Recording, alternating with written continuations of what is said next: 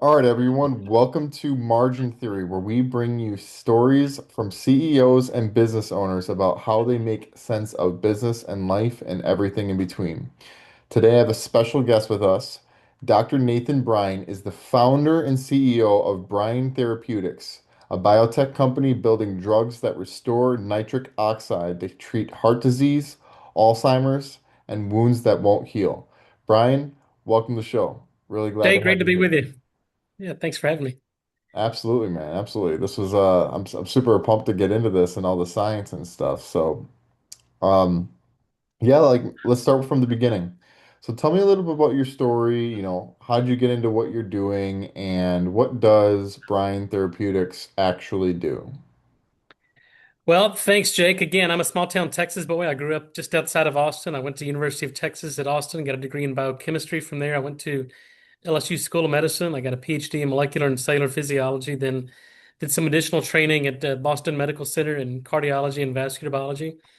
And then really my professional career began as a professor of molecular medicine at UT Medical School in Houston. And, I was involved in nitric oxide research, I guess probably for the past 26, 27 years. Yep. Made a lot of discoveries and filed patents. And then, I went from academia and a professor of molecular medicine to entrepreneur because I realized early on that the discoveries we made could be life-changing.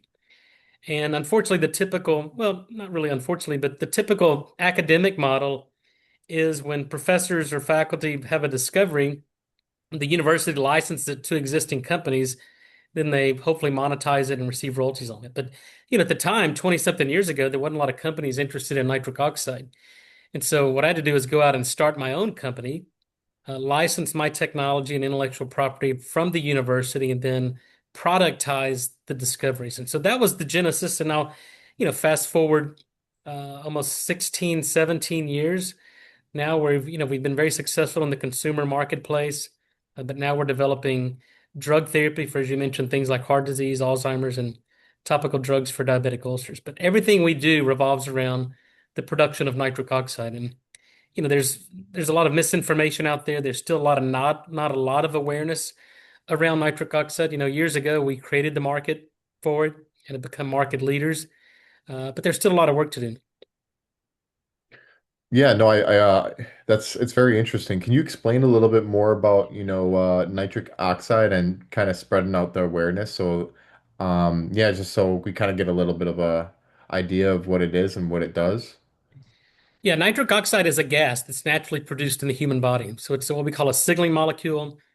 It's made primarily in the lining of the blood vessels. And so when it's produced, it can dilate blood vessels. It can regulate blood flow to certain organs, like to the heart when we want to increase, activity, to the brain when we want to recall memory, or to the sex organs when we want to have sex or be intimate. And so, the regulation of blood flow is what determines, optimal health or disease. But it's a neurotransmitter in the central nervous system. It's how our immune system fights off bacteria and viruses and other pathogens. But now we know that it's responsible for mobilizing our own stem cells. It prevents our telomeres from getting shorter. It activates the mitochondria, the energy producing organelles of the cell. So today we call nitric oxide a foundational molecule because the data clearly indicate that when you lose the ability to produce sufficient amounts of nitric oxide within the human body, then really that's the earliest step in the onset and progression of all age-related chronic disease, including cardiovascular disease.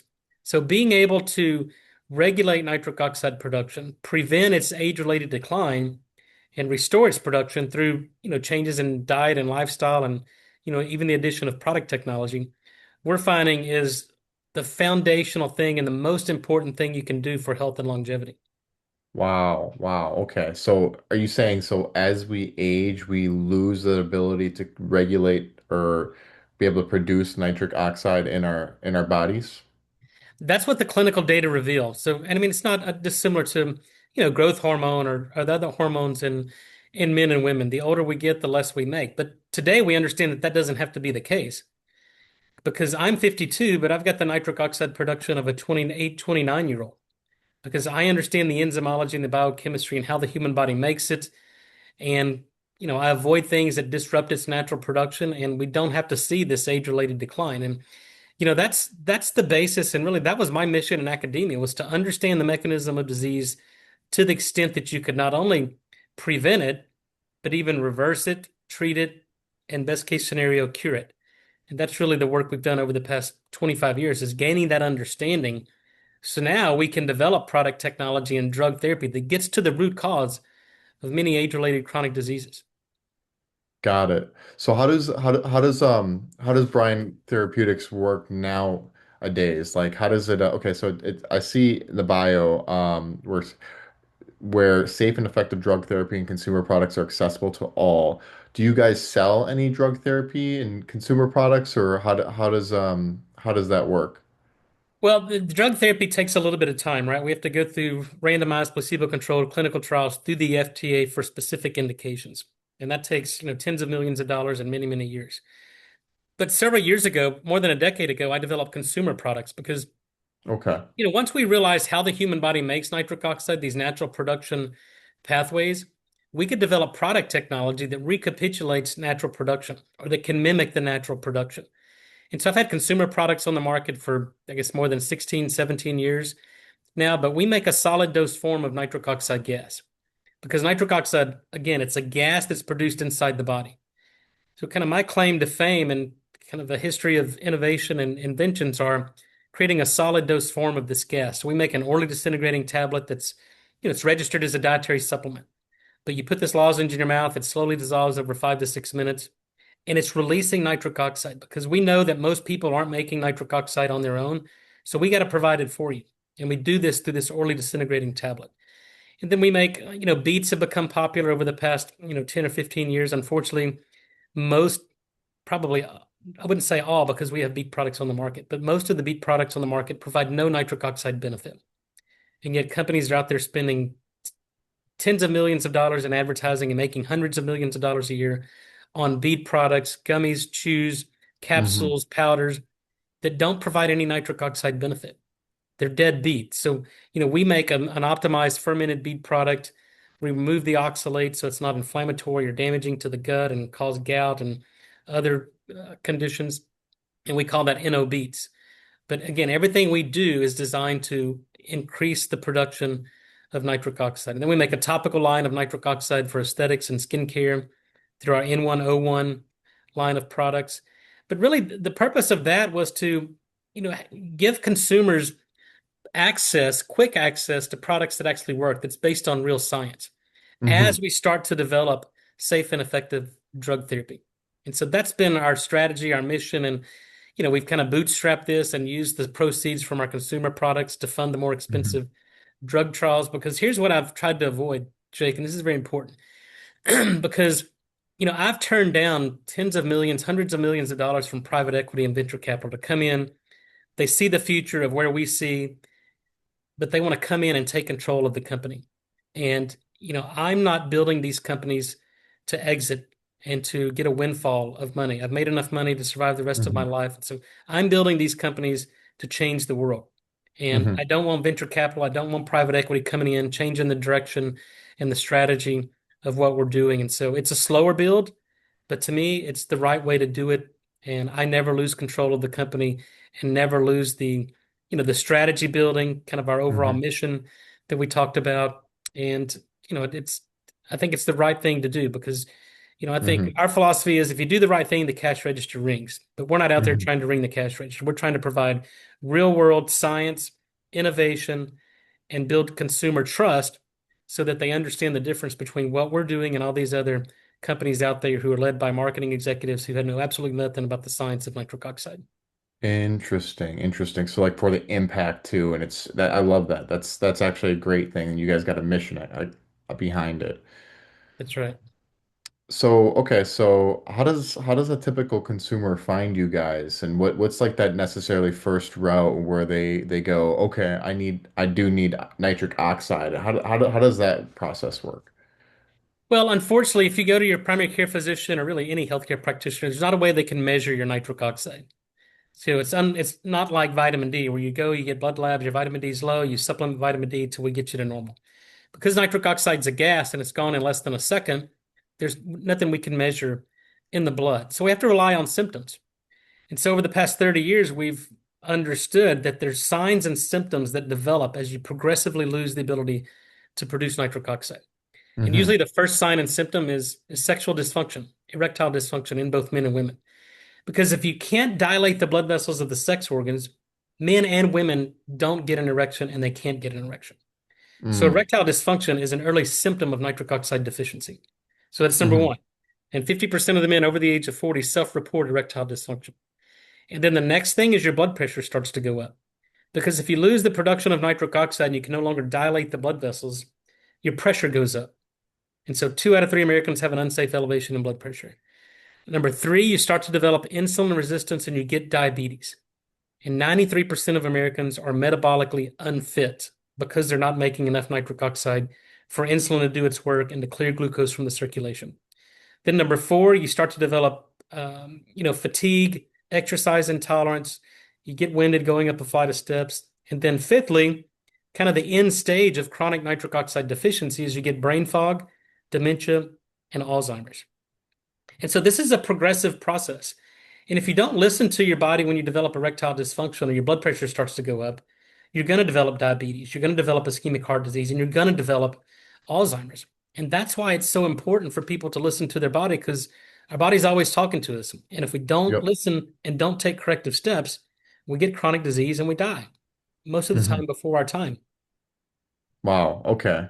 And so you've been building this business for around, you said 20 years, or was Yeah, I it how? started my first company or kind of built my first business plan probably over 25 years ago.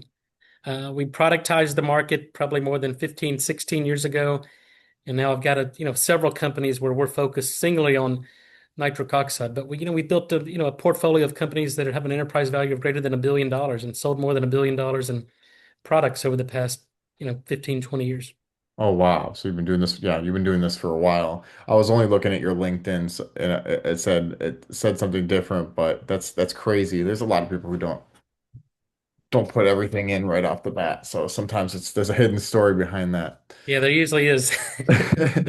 Yeah, man. Okay, so love it. That's crazy. That's awesome with what you're accomplishing. Now you're going to a speaking event in Las Vegas right now. It's speaking on medicine. Is that right? Yeah, I'm here at the stem cell conference. This is a regenerative medicine conference focused on stem cell therapies. I've spoken at this conference for the last probably 13 or 14 years. It's really a great, I think stem cells are certainly the future of medicine. And what I've been speaking on for the past 14 years is the body needs to be able to make nitric oxide for our own stem cells to do their job. Because we have an infinite number of stem cells, whether it's in our bone marrow and our fat, and nitric oxide is the signal that tells our own stem cells to mobilize and differentiate to repair and replace dysfunctional cells or Hmm. tissue. And so if our body's not making nitric oxide, then we don't recover as well. And we can't replace dysfunctional tissues. We get these zombie cells, these senescent cells, and that tissue becomes dysfunctional. And that's what causes end organ failure, whether it's, heart disease or liver disease or, brain disease. It's always a loss of the inability to repair and replace dysfunctional cells with cells that work properly. And so now it's a huge industry of, deployment of stem cells, taking your own stem cells and deploying them back and injecting them into joints or in the brain in Parkinson's patients or stroke Yep. patients. So the important thing is you have to understand the biochemistry and the physiology and the signal that's required for these stem cells to go and differentiate into specific cell types. And Hmm. without adequate nitric oxide production, you don't get the outcome that you're looking for. And so it's important for me and important for the entire field of regenerative medicine to understand what nitric oxide is, what it does, and how important it is for any regenerative medicine therapy. Wow, that's interesting. Because like nowadays, a lot of people are trying to diagnose their symptoms using AI and a lot of people have more access to knowledge, but they got to be careful with that knowledge. They got to be able to read it right. And Well, that's I'm the problem. That's the problem I see with AI because AI is only good as the information that it's fed. Mhm. There's so much misinformation out there in medicine, specifically as it relates to nitric oxide. And Mhm. AI picks up that information and then regurgitates it back. So if it's misinformation, spending 20 years in academia, teaching in medical schools and future physicians, our job in academia is to take information and impart knowledge so that knowledge can become wisdom. But if you're Mhm. starting with misinformation, you can never gain knowledge and certainly can't get wisdom if you're misinformed. Hmm. And that's the problem I see in a lot of these consumer-facing companies out there that are selling nitric oxide product is they don't understand the science. These companies are Hmm. led by marketing executives, former tech CEOs. They're not scientists. And they're Hmm. out there doing interviews and podcasts and putting information out there and spending tens of millions of dollars in TV and radio advertising, and it's Hmm. misinformation. Hmm. But yet they're the first on the organic searches. They do paid ads. And so when consumers search for it, they're finding the misinformation. And most consumers don't have the skill set or the acumen to understand what's real, Yep. what's science based, Yep. and what's misinformation and propaganda by these marketing companies. And it's not only disingenuous, it's dangerous. I 100% agree with you on that. I'm a financial professional and I help businesses, and there's so much that AI can get wrong, especially with so much because AI has every session has like a context limit, and it can only That's right. get so much context, and you need to make it sure it points to the right direction. But then if you keep going in, it just there's so much to it that people don't understand. Quick question.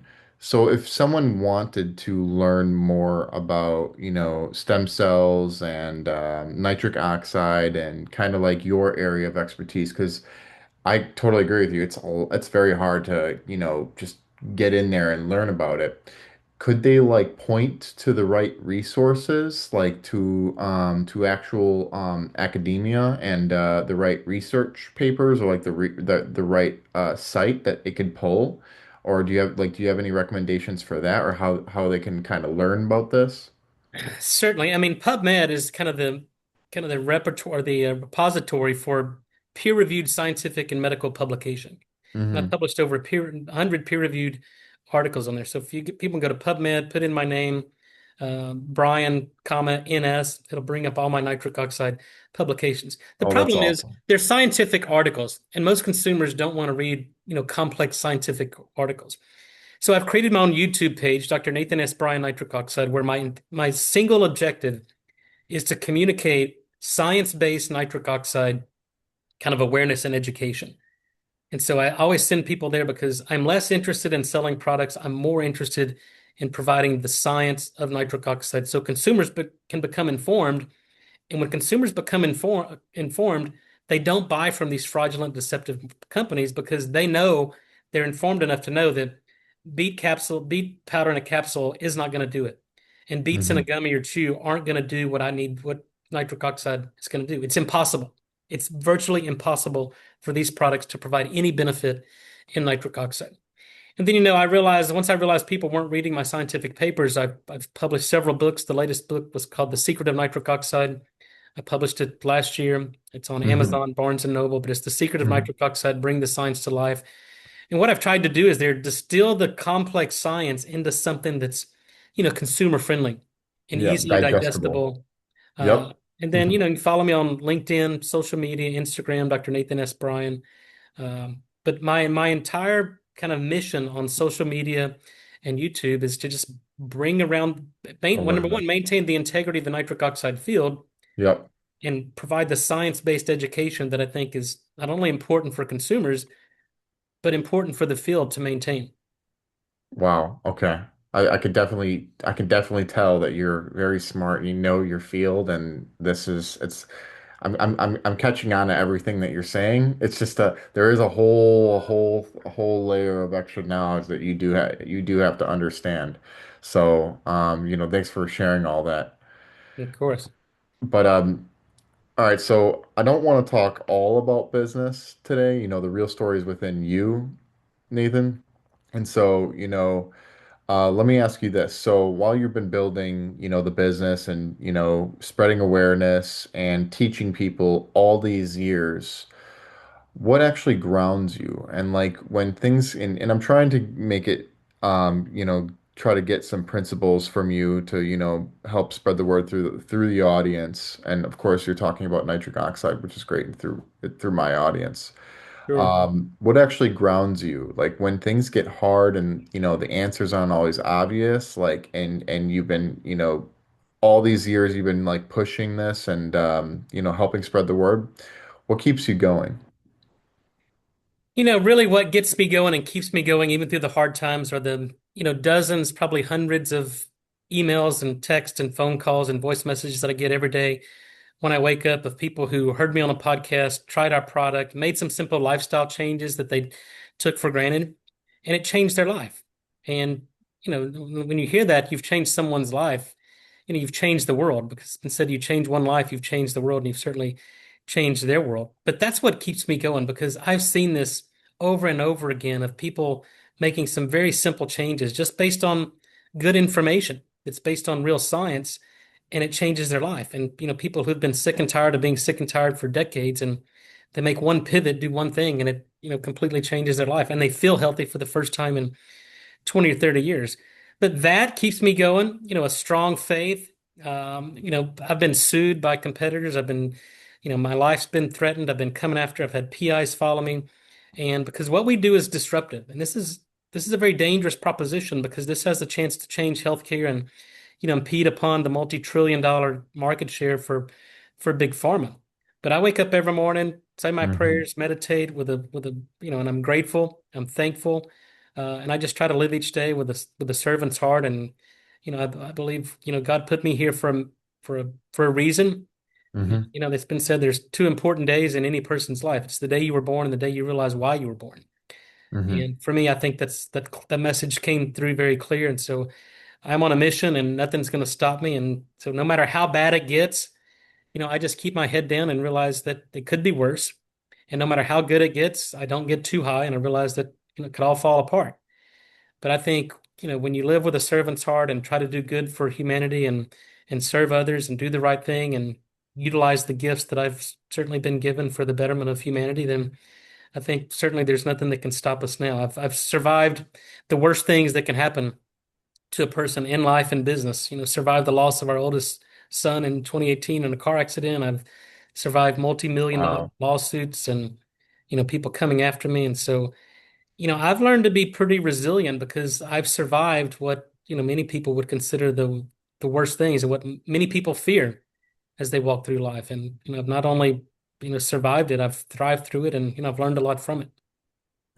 And I couldn't agree with you more on it could have been worse, and you've went through all these obstacles and stuff. I just read, and I'm sure you probably heard this book, Influence the Psychology of Persuasion by Robert Cialdini, and he brought up the contrast bias, and it's like as you have more, as you have more experiences in life, that are bad or good, you'll be able to compare it to your experiences that you're going through right now, and it's just not that big of a Yeah, deal compared to other things. And it's crazy how that works, and you get stronger over time because of this contrast bias. So it's very, I totally agree with you on that.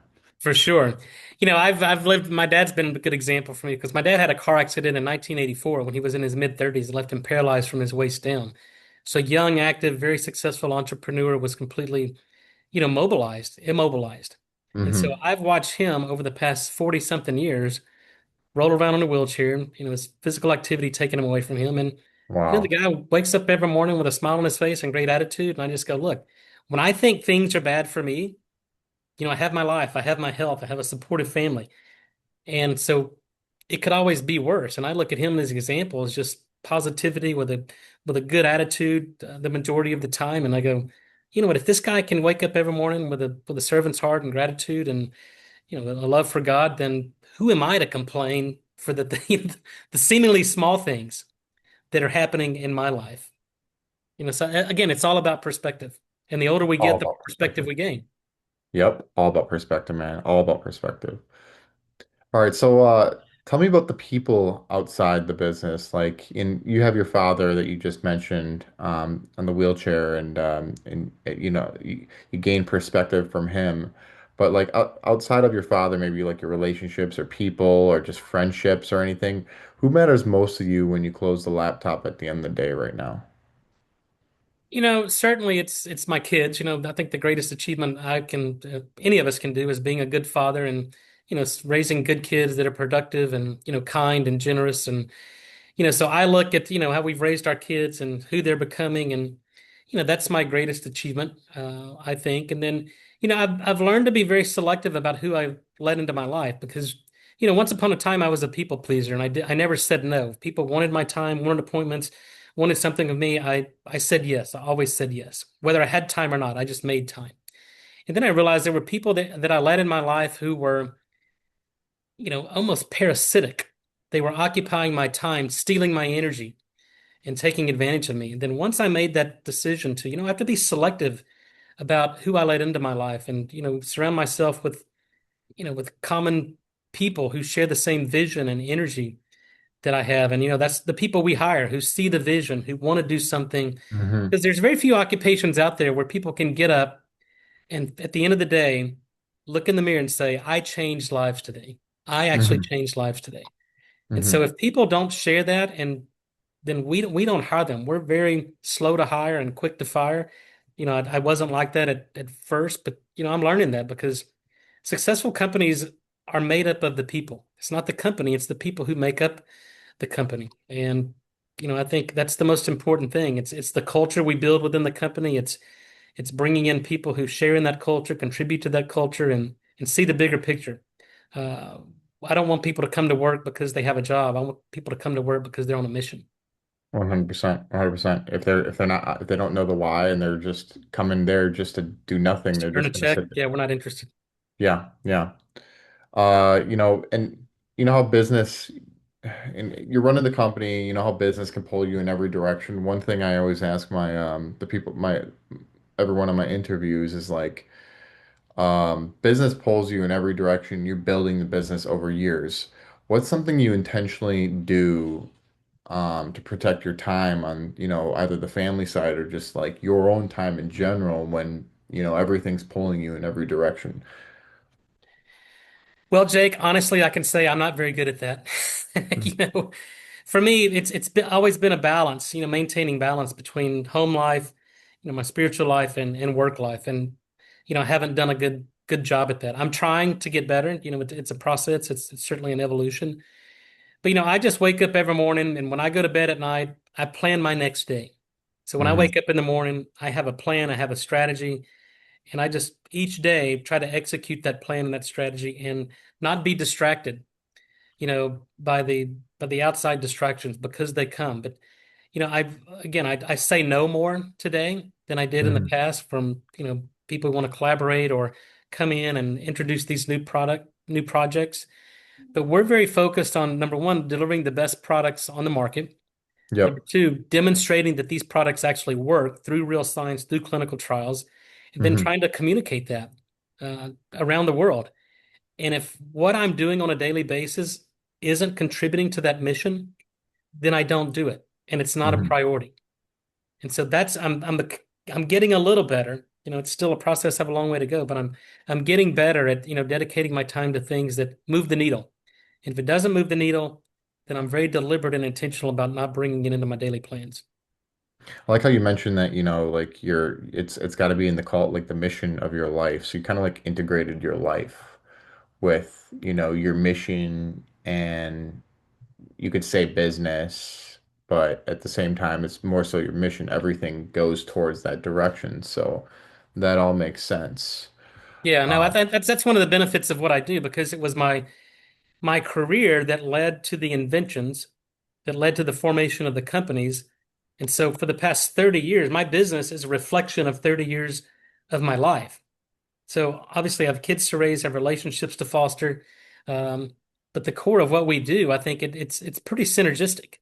And certainly my kids understand this now because, we're a health related company and without our health, nothing else matters. So my kids, my family are very aware of what I do. They practice certainly what I preach and what we preach. And so it all comes together. But again, I have to do better now of being able to, allow more time to spend with the family, the kids, and really at the end of the day, things that matters. And, with any kind of entrepreneur and leader of a company, you want to be a business owner, right? You don't mhm. want the business to own you. And I think Yep. that's where, hiring good people and, kind of from a high level, setting the strategy and letting good people execute your strategy and your vision. But when you start out and you're bootstrapping everything in your startup, you know, as a chairman, CEO, and founder of the company, you're the guy who Everything. takes out the trash. You're the guy who takes the phone calls. You're the Everything. guy Yeah, who you're running hires and all the fires. hats. You're running Yeah. everything. You wear so many hats. But as businesses grow, as companies grow, you become better at delegating and bringing in the right people to where, I see my goal, my job today is, setting the strategy, maintaining the mission of the company, and hiring the right people to execute what we're trying to do and accomplish. Wow. Okay. Yeah, no, that's what a CEO needs to do anyway. They need to just get their list of to-dos and just make decisions, make the right decisions, but they need the right information from the right people to be able to make those decisions.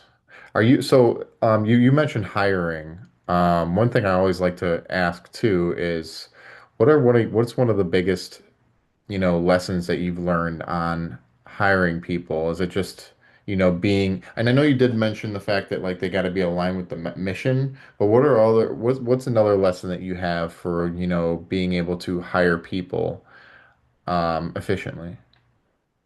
Trying to fit a square peg into a round hole. And, I think sometimes my heart gets in the way of my brain. And we've had people come in who needed help, who needed a job, who were kind of down and out on their luck. They probably didn't fit kind of the skill set or the profile that we were looking to hire. But I thought, you know what? We can train them, we can bring them in. And they were looking for a job because they needed money. And, Hmm. we were trying to help them and trying to fit a square peg into a round hole, and it doesn't work. So Hmm. now we're more deliberate about defining a specific skill set for the job that we're looking for, and then making sure that those people not only have that skill set, but buy into what we're trying to do and to buy Hmm. into the mission so that they're not there trying to earn a paycheck every week, but see the bigger vision and the bigger mission of being able to contribute to changing the landscape of medicine and changing the world. Hmm. And there's not a lot of people out there who see that, I've learned. Hmm. Um, and another question I've been meaning to ask you, because I know that bringing up a lot about nitric oxide and the health industry. Where do you think, and just want to get your basic opinion on this. I know this is a broad question, a very Yeah. broad question, but where do you think the world is going in US healthcare, like in general, in this space, since you have all this experience, where do you think the world is going in that direction? Well, I think the world is recognizing that the current healthcare system isn't working. Hmm. Let's take the US, for example. The US makes up 4% of the global population, but the US makes up 76% of the profits of drug therapy, of prescription Hmm. medication. And Hmm. Americans are the sickest people on the planet. Hmm. So that's telling us that drug therapy isn't working and making us better. And so Hmm. what people are finding is that they're sick and tired of being sick and tired and going to the doctor and giving another medicine. And if this drug doesn't work, I'm gonna put you on another drug. And, they wake up, they're 40, 50, 60 years old, and they're taking 10, 12, 15, 20 different medications a day. And they wonder why they're sick. The human body is not designed to work when you've got synthetic compounds that inhibit biochemical reactions. Yep. So I see the future as medicine being more proactive instead of reactive, because medicine today is reactive. You go Yep. to the doctor when you get sick, and then it's a reactive process. And Yep. for some people, the first sign and symptom of disease is death, because they haven't listened to their body. And Wow. as we advance the science and people start to awaken to the to how they can be empowered to take control of their own health and avoid foods that aren't good for you and eat whole Hmm. foods and practice intermittent fasting and understand, live with purpose. What is your why for living? Because if you wake up Hmm. every morning and you don't have a reason for being or Hmm. understand that, Hmm. then what motivates you? Yep. And so we have to exercise, we eat the right food, we have to live with purpose. I think most importantly, we have to have a relationship with God. We have to have some spirituality for Hmm. our existence, for being. And when Yeah. people start to develop this connection, and then, for me, the life changing was having kids. Now you're not living for yourself, you're living for your kids and your family and, the support structure. And so that's your why. But if you have bad health and you're disabled, you can't enjoy anything you're doing in life. Hmm. And now with the advancement of regenerative medicine and stem cells and the awareness and the science and innovations around nitric oxide, people are starting to recognize, oh, I don't have to be sick anymore. I can Yep. make these small changes, change my diet, start exercising, eliminate some things from their life that are making them sick, moving from Hmm. exposure to toxins, and they start to see and feel better and be better. That's motivation. Hmm. Then their friends and family and neighbors see their transformation, and they're sick and tired of being sick and tired, and then they make these subtle changes, then I think it's catching on because the Hmm. current healthcare system over the past 100 years has failed. It's Hmm. failed miserably. We spend more money per capita than any industrialized nation in the world and have the sickest people. And it cannot continue. People are waking up to it, and the medical system has to change, and it's going to change. And I hope we're a catalyst for it. When do you think the biggest, I mean, I guess I know that there might be some strides right now, but what do you think this this change may happen like in the next 5 to 10 years or 15 years or I think certainly within the next decade, but we're going against some very, very powerful forces. Yep. Big pharma controls a multi-trillion-dollar global business. And, my goal is to give people the information and knowledge to where they don't need prescription medication. Hmm. So if you're a for-profit company, the last thing you want is to lose market share and lose Hmm. customers. And my Hmm. goal is for big pharma to lose customers because I want to Hmm. empower them to, I think this administration is more receptive to than any other administration in the history. They understand the toxic dyes we put in food and beverages and the processed foods and fluoride in the drinking water, which is a neurotoxin that lowers IQ in kids, and Hmm. starting to recognize and making public policy statements and changing public policy to remove these toxic chemicals and start to, change the food pyramid to something that's more, conducive with human physiology. But I think in the next 10 years, we'll start to see some changes. But it's going to be driven by consumers. I mean, it always is. And Hmm. when patients go to their doctor and say, I no longer want to take these medications, develop me a program to get off this. Because Hmm. until now, that conversation is never had. Because once you're on a medication, you're on it for the rest of your life. The doctor Hmm. never says, "Oh, well, your labs are better. Let's take you off it." They go, "Oh, your labs are better because you're taking it." Hmm. And they don't want you to change your diet. They don't want to change what you're doing. And they want to Hmm. keep you on these medications for the rest of your life. And now it's like, "Oh, I did this. I changed my diet. I removed fluoride. I stopped using fluoride toothpaste. I weaned off antacids. Now my blood pressure is normal. My cholesterol, there's no need for cholesterol lowering medication anyway." And Hmm. so you start getting off medications. Hmm. And then people start to feel better Hmm. and they can become more active and more productive members of society. And that's the beachhead. I think that's what's going to lead to this change and this revolution. Sometimes, well, actually, most of the times, less is more. Really. Absolutely. More times than not. Yep. Okay. All right. So I think I got a few more questions for you, Nathan.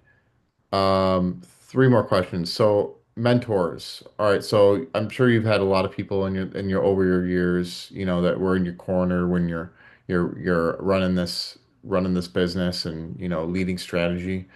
Who are the Sure. people who actually challenge your thinking and push you over the years? And who do you have anyone like on your executive team that you can thank or like anyone, you could think of? Who are those people that really help shape you? Well, you know what? Growing up in academia where you're challenged, everything you said, your research is challenged, the interpretation of your data is challenged.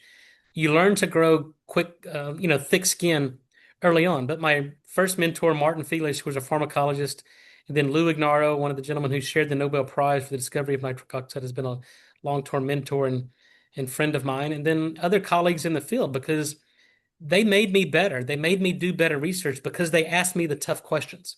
Hmm. So, and now, I think we live in a society where you're afraid to ask tough questions, or you don't want to offend somebody by asking a question they may or may not know. And then people become soft and they're less Hmm. refined. So growing Hmm. up in academia where you're constantly challenged and your work is constantly challenged and you have to do additional experiments and get additional data to support it or to make you back off of that because we've learned something that maybe we thought was true 10 years ago isn't true anymore. And then you got to Hmm. pivot because we know something different today. So those have been all my scientific mentors. I've had a strong support team from the Office of Technology Management at University of Texas Health Science Center of Houston. My patents and my discoveries are some of the most successful in the history of the entire UT Health Science Center in Houston. So, they encouraged me to keep my head down, keep going Yep. from a commercial standpoint. But I'm pretty self-motivated, and I don't need a lot of cheerleading squad along beside me because I'm Yeah. self-sufficiently motivated to keep going. But Most of my mentors are scientific mentors. I have no formal business training and, I've been criticized for that. But for me, business is very simple. Tell the truth and build trust with your customers. Hmm. Yeah, yeah, that's the biggest thing too. I always tell people that relationships is the number one That's thing right. that anyone can own. If you own relationship equity, that is how you're going to be able to sell in this new day and age. Like that's the biggest thing. You're not going to have an AI do it for you. You need the relationship, the trust of the consumer. Absolutely. All right, two more questions for you. Looking ahead, what are the big goals for the next 12 months, both in business and in life? In business over the next 12 months, we hope to get our ischemic heart disease drug into a phase 3 clinical trial. We've had met with the FDA. We had pre-IND meetings. We had the clinical trial design. So we hope to, get that started and hopefully have a drug approved and on the market in the next, 18, 24 months. So that's from our business. And we're launching other consumer products, a nitric oxide mouth rinse that we're doing. We're expanding our distribution to international. So that's kind of our short-term kind of goals for the Wow. business.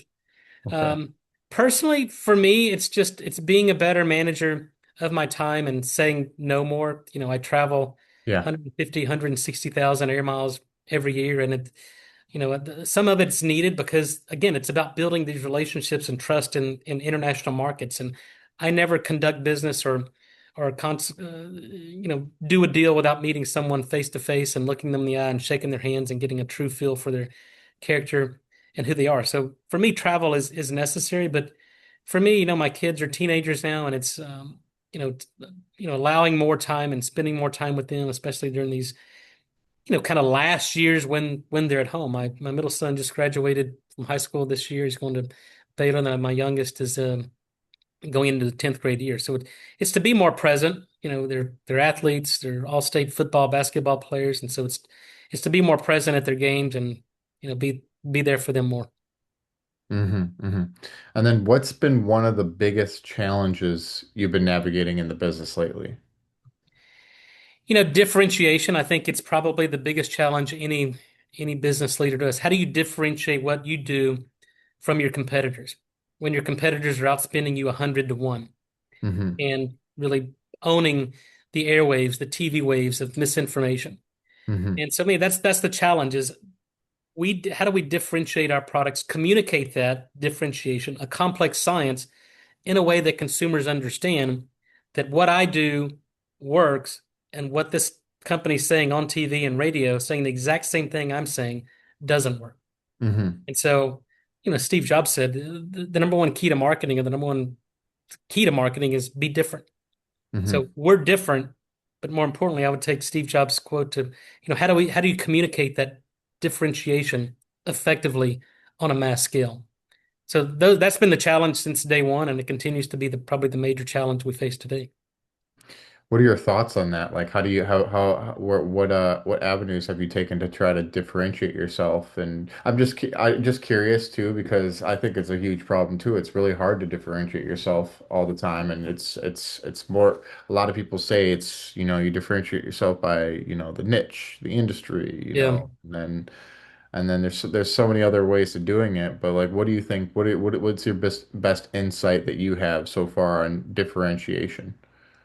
It's conversations with Jake Erickson and people like Jake, because this costs me time. I don't have Hmm. to spend $10 million a month to advertise. I can have honest conversations with you, other influencers, people who have an audience that come to you as a trusted source for information. And so I spend a lot of my time on podcast, um, doing interviews. I just took on a new TV show called Your Optimal Health on Now Media TV. We're filming 52 segments this year, one hour segment every week to reach every week we're in about 150 million homes, but we're talking about, what it takes to make optimal health. Hmm. And so, I have a strong presence on social media. Again, these are kind of cost-effective ways Yeah.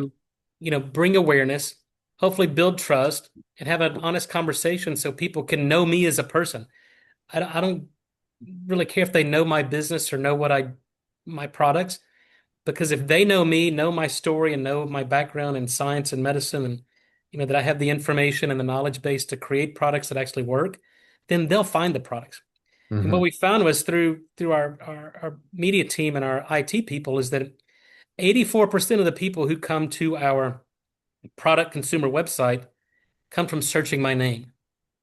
So it's now that my name, Dr. Nathan Bryan, is the face of the company, the N101 brand. So Hmm. our company website is n101.com. That's one N, the letter N, number one, letter O, number one.com. But 84% of the search traffic to that site comes from people searching my own name and looking for nitric oxide and looking specifically for Nathan Bryan nitric oxide.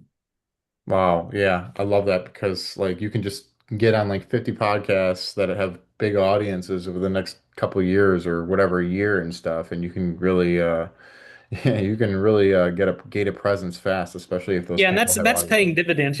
Stephen Bartlett on Diary of a CEO reached out to me last year, and I was on that, and within the first week, I think we had millions and millions of views. Obviously, a big audience, but certainly it elevated my exposure and kind of my authoritative voice. But those are the things, and like in some of these other interviews I've done that didn't have as much reach, there's something in there that resonated that went viral, and so you never know what your particular audience is looking for, any audience, but it resonates, and I think that's why these conversations like we've just had are so important.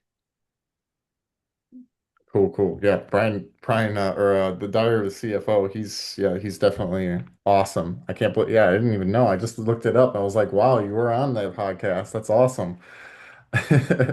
That's Yeah, cool. I didn't know who he was, honestly, when he reached out, when his team You, reached out, and I denied him. I go, look, I don't have time to do this. I was trying to be more intentional about how I spend my time. And then my media team and says, well, you don't know who this guy is. And so then obviously I said yes. well, appreciate you for being on this one. Thank you, Jake, for the invitation. It's good talking to you. All right. Well, before we wrap up, where can people find you and what are you working on right now? And I know you've been speaking about a lot of what you've been working on, but what are you working on right now that you want people to know about? The probably the number one message we're trying to convey now is the importance of oral health and the dangers of fluoride and antiseptic mouthwash. And so we're developing consumer products, a nitric oxide friendly toothpaste, a mouth rinse that people can use to maintain a healthy oral microbiome, good breath, strong teeth, less cavities, and there's a connection to systemic health. But Hmm. all of that, I send people to my YouTube channels, Dr. Nathan S. Bryan, nitric oxide. Subscribe to that. We put out daily content. I'm on Instagram, Dr. Nathan S. Bryan, LinkedIn. I'm on X at Dr. Nitric. What else? And I'm searchable. Uh, Hmm. PubMed. Again, go to my book, the nathansbook.com. It's The Secret of Nitric Oxide, Hmm. bringing the science to life.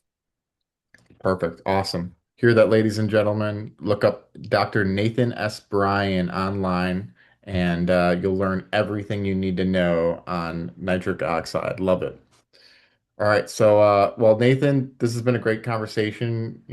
Really thank you for the time. To everyone tuning in, thank you for being here. If this resonated with you, share it with a business owner in your life who needs to hear it.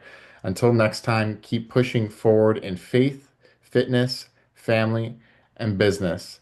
Nathan, really appreciate you. This is a Thank great you, one. Jay. Thank you.